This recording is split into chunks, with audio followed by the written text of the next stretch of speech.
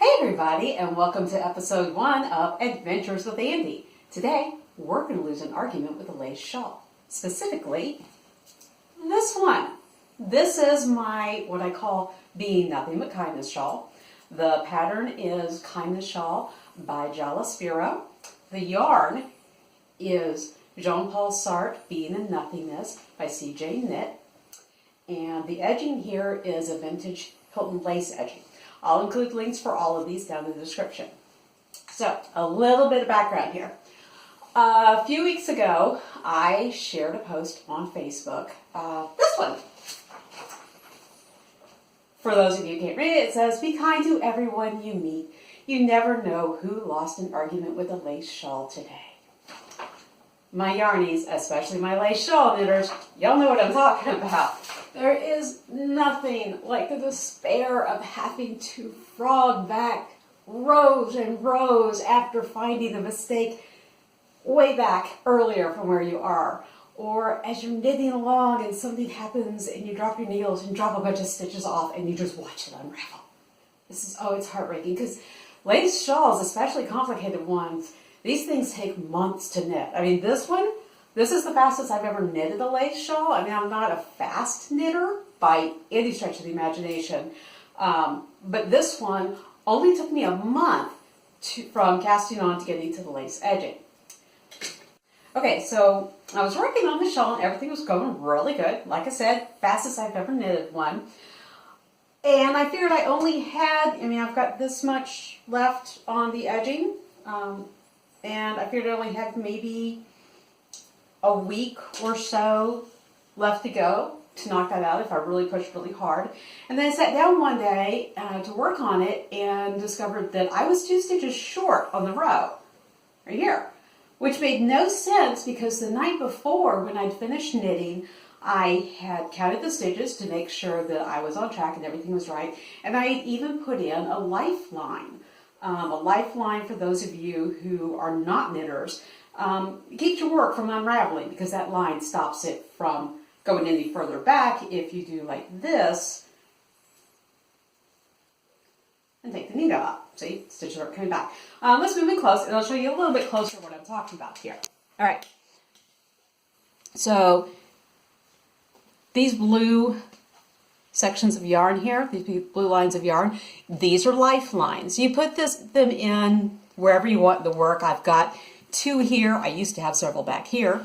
You can't really see it well, but there's white yarn here that is also a lifeline between the body of the shawl and the edging. And basically it's just if something goes wrong and you need to rip work out, you don't have to go all the way back to the beginning.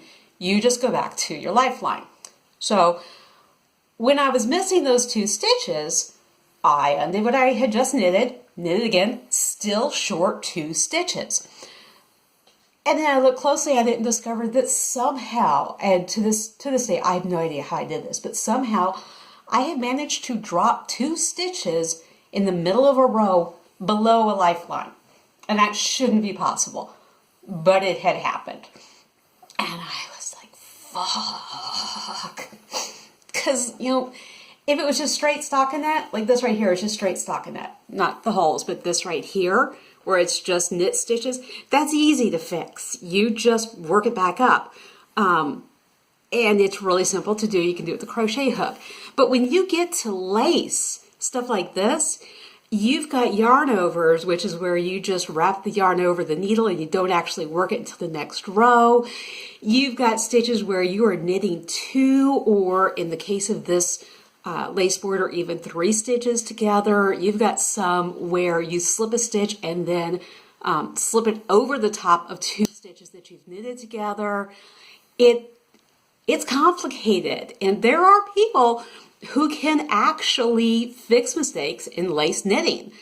I'm not one of them. I mean, there are some amazing lace knitters out there, and I do a pretty good job, but I'm not there yet. It's hard. It's really hard to fix lace.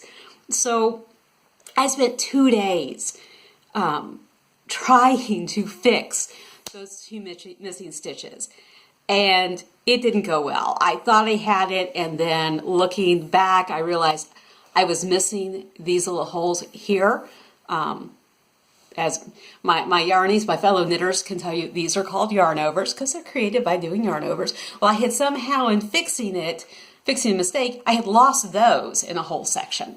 So I decided, okay, fuck it. There's nothing for it. I'm just going to have to go back to the end of a repeat of this pattern and put in a new lifeline, rip the rows all the way back to that, and redo it. So I did that.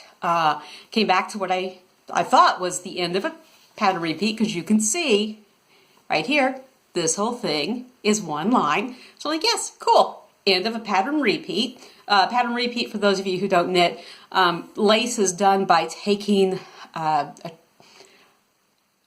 grouping of rows of stitches, for lack of a better term. I use charts, and you knit all those rows, and then you go back to the first row and you knit it again, and you just repeat that, and that's how you end up with these repeated patterns.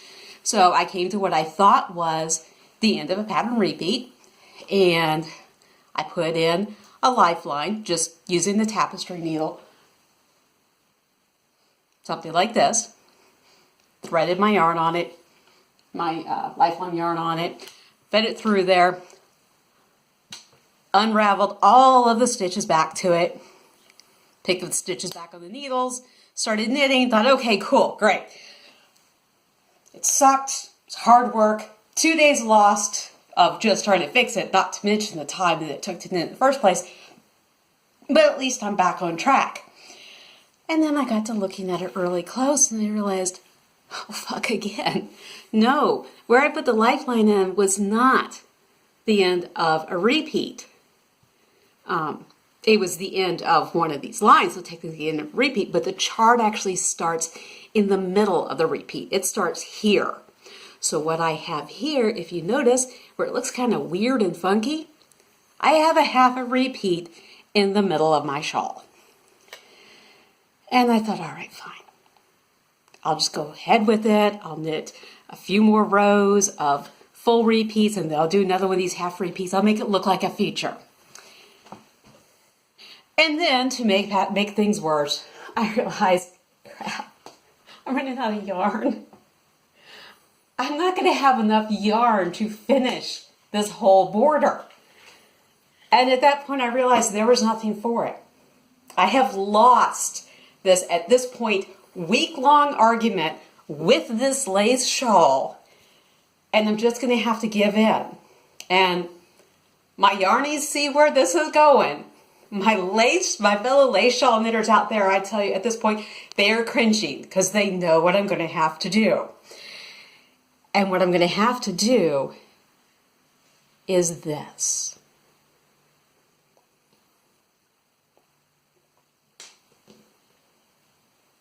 That's right.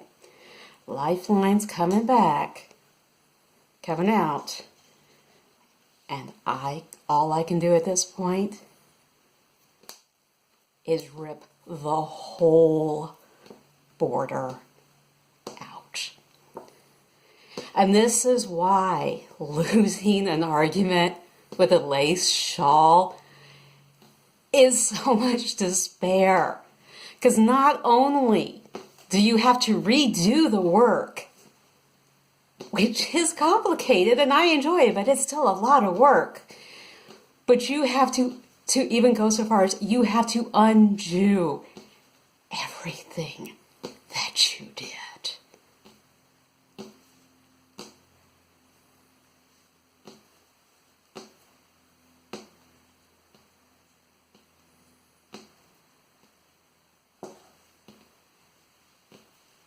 And it just goes. You just rip it back.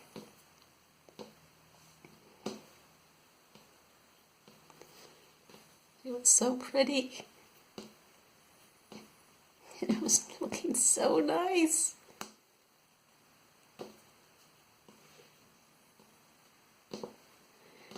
I mean, look at this. Like I said,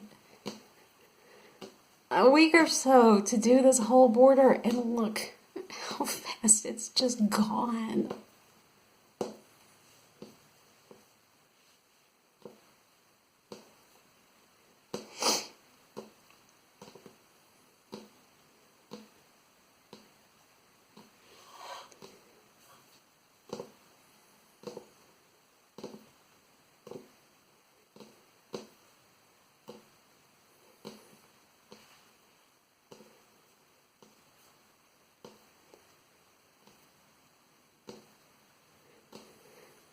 Closing in on the end.